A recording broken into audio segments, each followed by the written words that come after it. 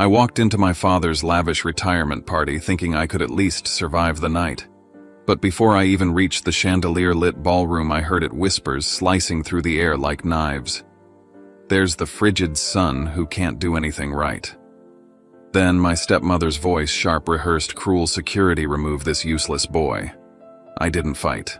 I didn't speak.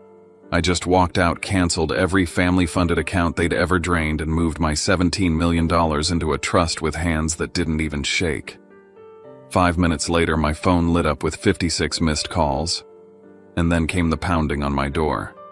That was the moment I realized I wasn't just done with them, they were about to learn who I really was. My name is Caspian Marlowe. And before I tell you everything I want to know, you're here with me. Just say listening in the comments, or tell me where you're watching from. I love seeing how far my story can reach. Sometimes even the smallest connection can make a story feel heard. Thank you.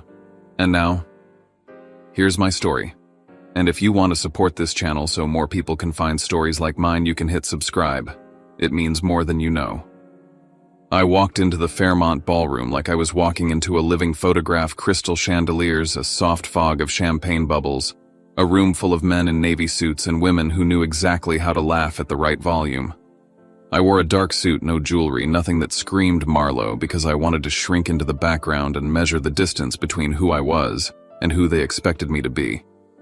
My father stood at the podium, Elliot Marlowe, smiling with the kind of practiced pride you can smell across a room, talking about legacy and handing the keys to the company to Riker Seraphine's son, as if the future was already signed. The whispers started before I reached the center of the room, soft at first, then lubricated into cruelty. "There's the frigid son who can't do anything right." The words landed like a slap, and I heard the sentence as if it were a physical thing. Seraphine smiled in that way she smiles when she knows she's pulling a string on the world. She leaned toward the head of security, and loud enough for the cluster nearest us to hear, said, "Security, remove this useless boy." The guard came over and spoke to me with an apologetic politeness. I didn't raise my voice, I didn't make a scene, I walked out with my head level. I noticed mid-turn that half a dozen phones were pointing toward me and that a local news crew had a live feed running tiny cameras, a phone on a gimbal, a handheld streaming the whole moment. 500 people saw me escorted out. The footage was live, and in my chest something cold and precise clicked into place. In the elevator on the way down, the Fairmont feed blinked on my phone. "Scandal at Fairmont family drama explodes," and there it was.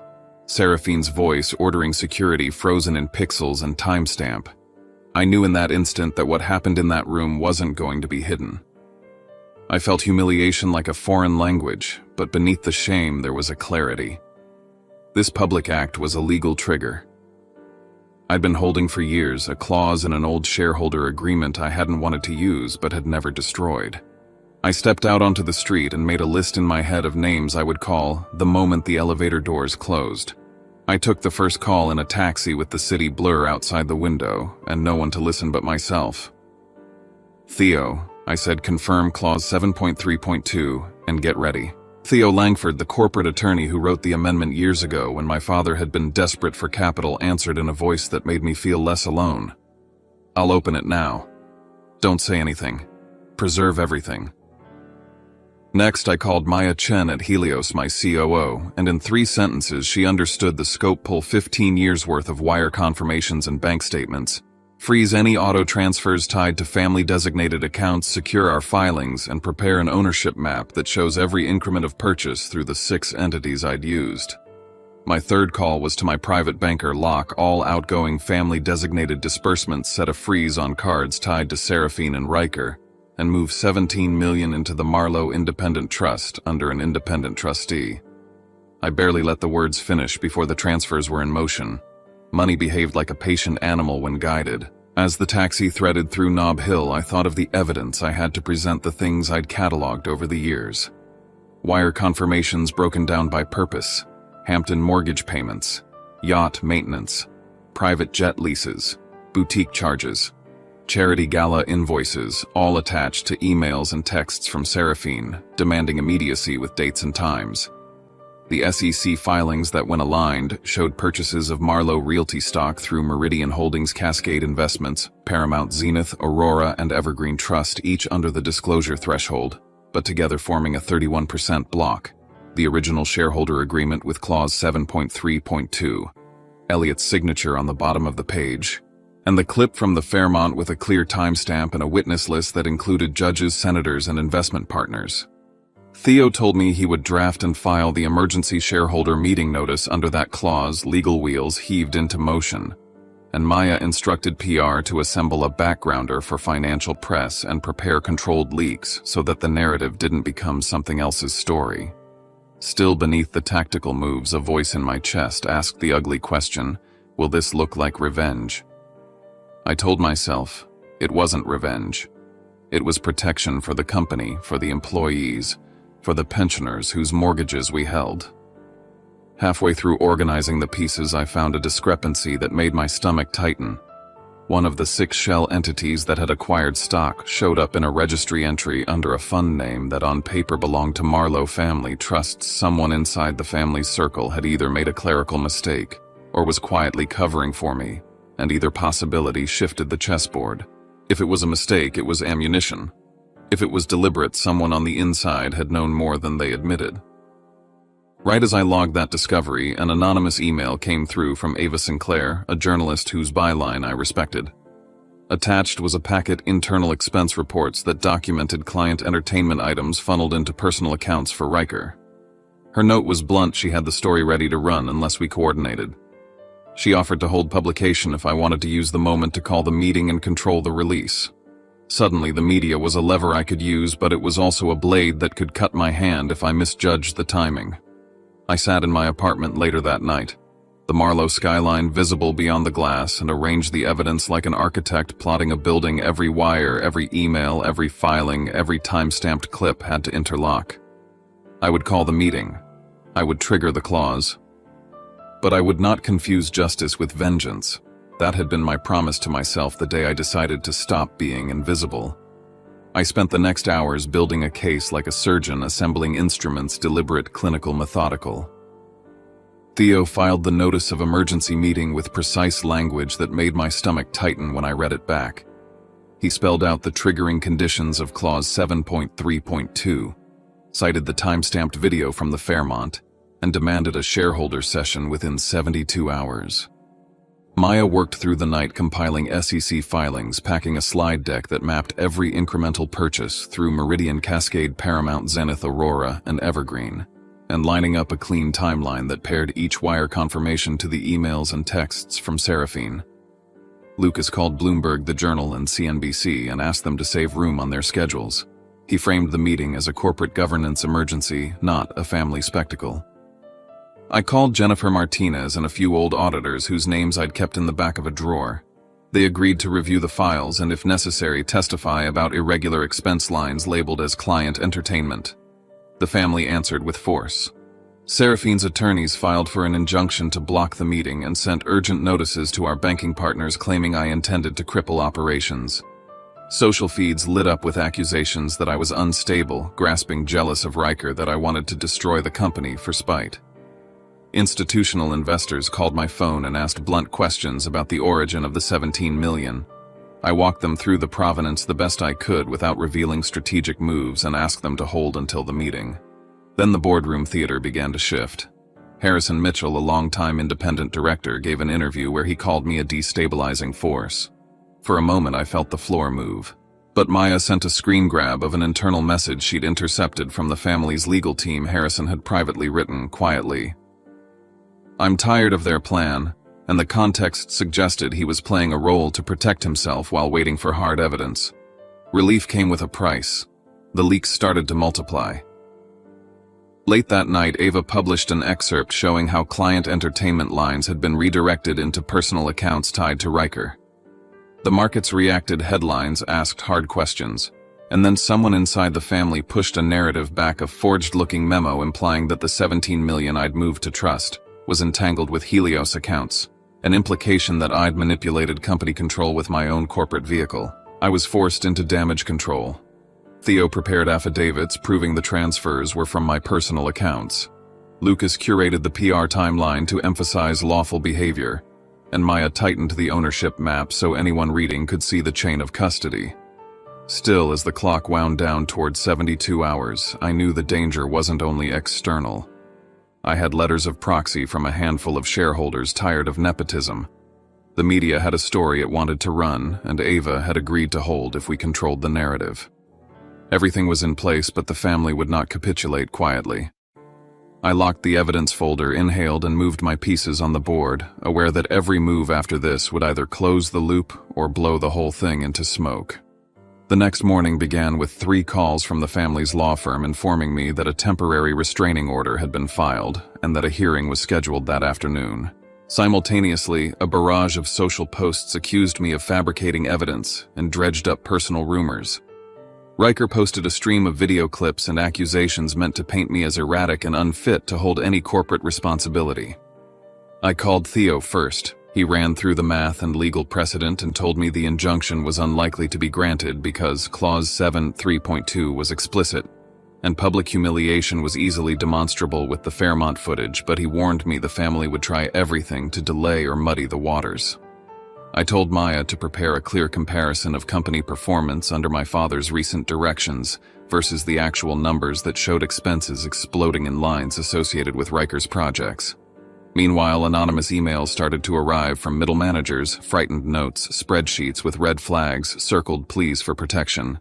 One of them included a scheduling request from the company's private ledger showing a $3.2 million transfer routed through a consulting line to an offshore account with Seraphine's name on the beneficiary list.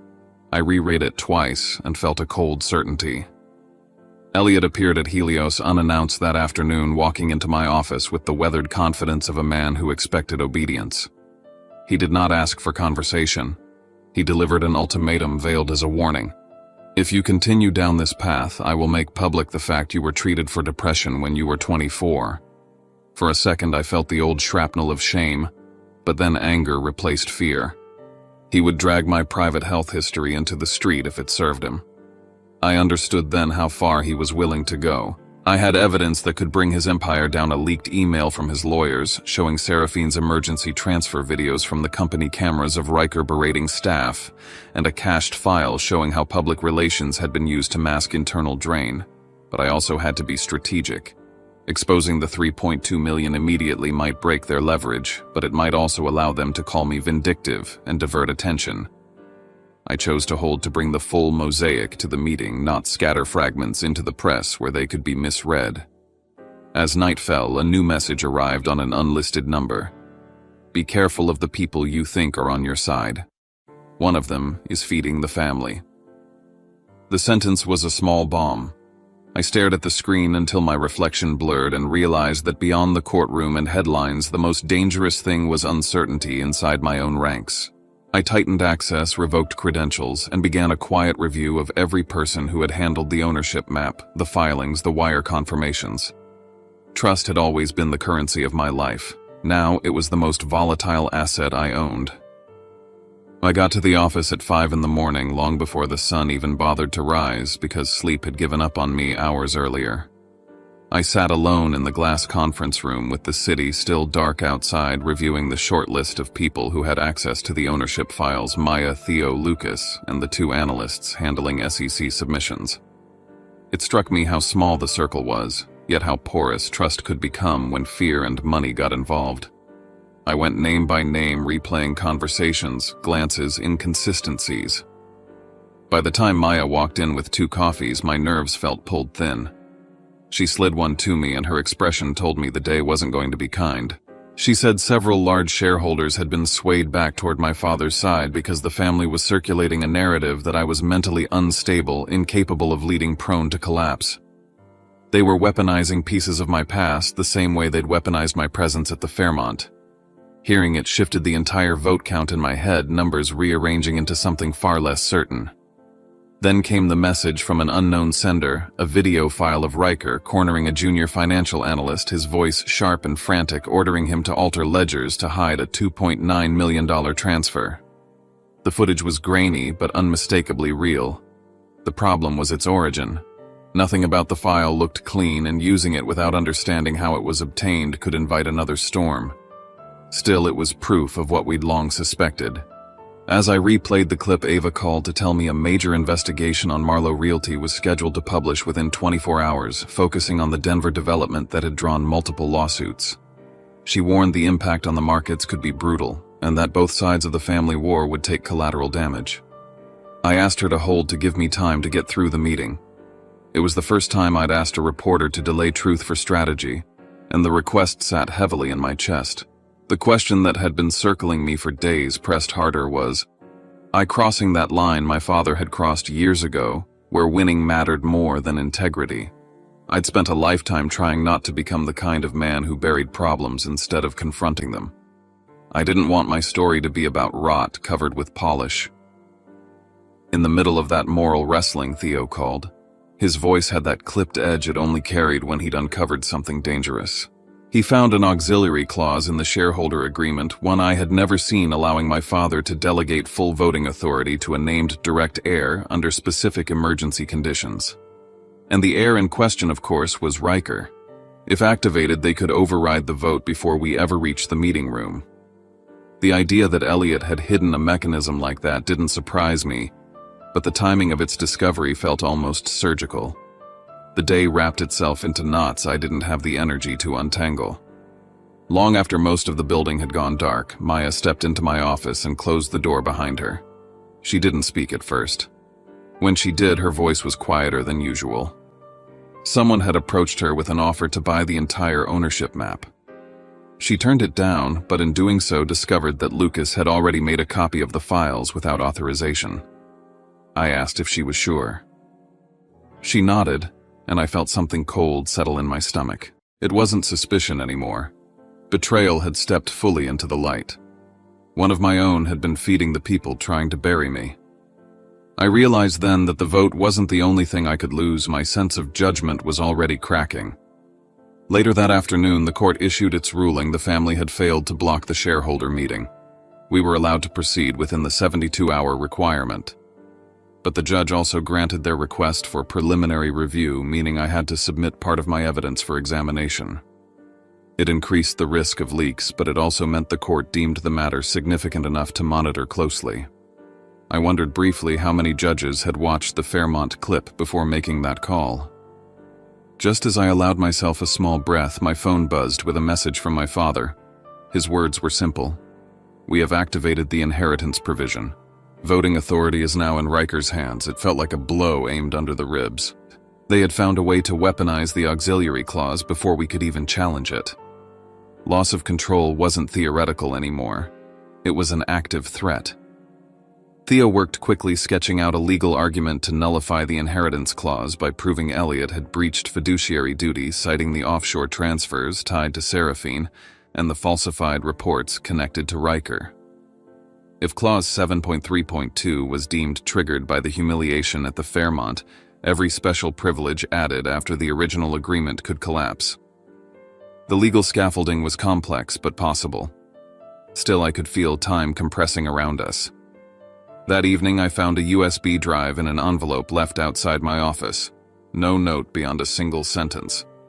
Not everyone here is as stupid as they think. The drive contained months of internal footage, Riker shouting at employees, Seraphine slipping documents into her purse on nights she claimed to be at charity events, Elliot pressuring accountants into altering quarterly numbers. It was an unfiltered view into what Marlowe Realty had become. Holding it, I felt both gratitude and unease. Whoever had sent it wanted the truth exposed, but I had no idea whether they wanted to help me or simply watch the family implode from the inside. Before I could process that, alerts flashed on my phone. Authorities in Denver had expanded their investigation into the real estate project tied to the lawsuits, and the names listed in the notice included my father, Seraphine Riker, and mine. Years earlier, I had approved a small investment in the early stage of that project at Elliot's request. A signature that had meant nothing at the time was now a thread being pulled by federal agents. If I couldn't distinguish my involvement from theirs, I wouldn't just lose the company. I could lose my freedom. I stood in my office long after midnight, looking out at the bay, the city swallowing the last lights of the evening. everything had changed. The meeting wasn't just about reclaiming power or correcting wrongdoing. It had become something far more personal and far more dangerous. My reputation, my work, my ability to live without this family's shadow, all of it was on the line. I whispered to myself almost too quietly to hear over the hum of the city below that I wouldn't let them drag me under. Not after everything they'd taken. Not after everything they'd done. I would end this not for victory, but for survival. My father sat at the center of the long executive table posture, rigid expression, smooth with confidence. He believed the inheritance provision had handed full voting control to Riker. Beside him, Seraphine wore the smug certainty of someone who thought she'd already won, while Riker's attempt at composure cracked around the edges. He looked like a man bracing for something he couldn't fully see. Harrison Mitchell, the longest-serving independent director, met my eyes from across the room and offered the slightest nod. It wasn't encouragement, it was acknowledgement, a sign that the balance had shifted. Elliot opened the meeting with a speech rehearsed so many times it came out perfectly polished. He accused me of staging a coup, painted me as irrational, unstable, dangerous. He claimed I had manipulated my ownership through covert financial channels and announced that he had invoked the inheritance clause to consolidate the family's voting bloc under Riker. Gasps rippled through the room. Cameras clicked. He looked proud of himself, as if he'd cornered me. When he finished, I stood. I stated who I was, not the frigid son they dismissed, but the chairman of Helios Capital, the owner of 31% of Marlowe Realty through 6 legally structured entities, each compliant with SEC regulations. I laid out the timeline of acquisitions, the filings, the corresponding documentation. Then I played the video from the Fairmont. The ballroom projected across the multiple screens. I watched faces shift as the room saw Seraphine order security to remove me in front of hundreds of witnesses. When the clip ended, the silence was cavernous. I explained that this public humiliation activated Clause 7.3.2. And once activated, every special privilege added afterward, including the inheritance clause, became void due to conflict of interest and breach of fiduciary responsibility. Theo had spent the last 72 hours preparing that opinion, and I watched as the color drained from my father's face. Riker's composure collapsed entirely. He knew what that meant. Then came the evidence. I displayed a detailed accounting of the financial abuses that had hollowed out the company Seraphine, siphoning money through her charity Riker, coercing employees to alter ledgers' personal expenses disguised as corporate obligations. I plugged in the USB and video after video filled the screens. Employees intimidated, documents removed after hours, transfers initiated with no legitimate purpose. Shareholders leaned forward, horrified. The family tried to claim fabrication, but before their denial could build momentum, Jennifer Martinez stood from the second row. Her voice didn't shake. She confirmed every detail and added that she had been threatened repeatedly for trying to report irregularities. Her testimony changed the temperature of the room instantly. Eyes turned on Elliot with something close to revulsion. My father attempted one more strike, accusing me of involvement in the Denver investigation. I answered by presenting an independent audit showing my signature had authorized only a minor early-stage contribution made at his own request. The funds were redirected later by Riker, a fact supported by an internal email instructing accountants to reclassify the project under a temporary discretionary account. The room that had once doubted me now scrutinized every member of my family.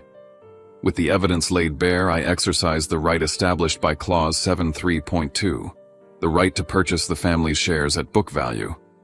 Then, for the sake of the company's stability, I presented an alternative. They could retain 15% ownership but must vacate all governance positions immediately. Riker would be barred from any future role. Seraphine's contracts would be terminated. It was the closest thing to mercy I would offer. Debate broke out among the shareholders. Voices rose, fell, sharpened. But the momentum was unmistakable. Harrison stood and declared that the company could not survive another day under their leadership.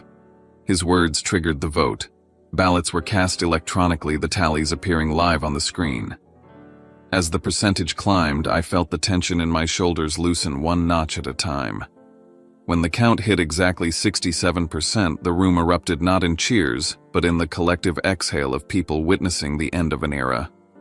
Elliot rose slowly, as if the weight of the decision pressed down on him physically. Seraphine fled the room first, face twisted with fury. Riker tried to leave, but was stopped by two security officers who had been waiting for the signal from the investigators. I watched all of it without triumph. It felt less like victory and more like stepping out from beneath a shadow that had followed me my entire life. I had not toppled them to win. I had done it to breathe.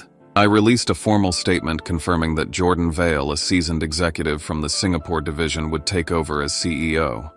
I announced new transparency measures including quarterly independent audits and an employee equity program granting 15% cumulative ownership to staff across all levels.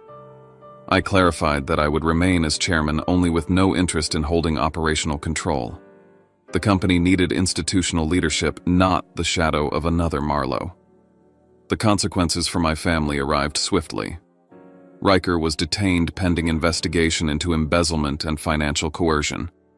Seraphine lost control of her charity and was named in multiple fraud complaints.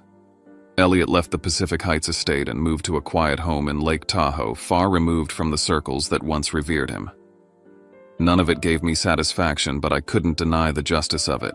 Later that week, I received an unmarked envelope with a single document inside an old memorandum written by my mother before she passed. In it, she warned that the company she helped build might one day be threatened by those who valued power more than integrity, and that protecting it might fall to me. Reading her words brought a tightness to my chest I hadn't felt in years. She had seen the truth long before I did. She had known what they were capable of. Her message clarified the path forward.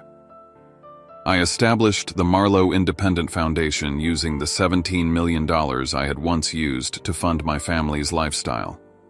The foundation would support entrepreneurs and individuals who had been silenced, manipulated, or exploited by those in power. Speaking invitations poured in from business schools and ethics programs, and for the first time I said yes. Not because I wanted attention, but because I understood people needed to know how easily corruption could hide behind legacy. As for my father, he wrote several letters, half apology, half justification. I didn't read past the first line of any of them. Forgiveness didn't require reopening the door. It simply required stepping away from it without resentment. One evening I stood on the rooftop of the Helios building looking over San Francisco as the fog curled around the towers. The city felt different, as if it had shifted with me. I realized that freedom wasn't the absence of battle, it was the moment I no longer needed their approval or feared their anger. Everything that had happened had stripped away the illusion that blood alone defined family. I said quietly to myself I didn't destroy them, I just reclaimed what was mine.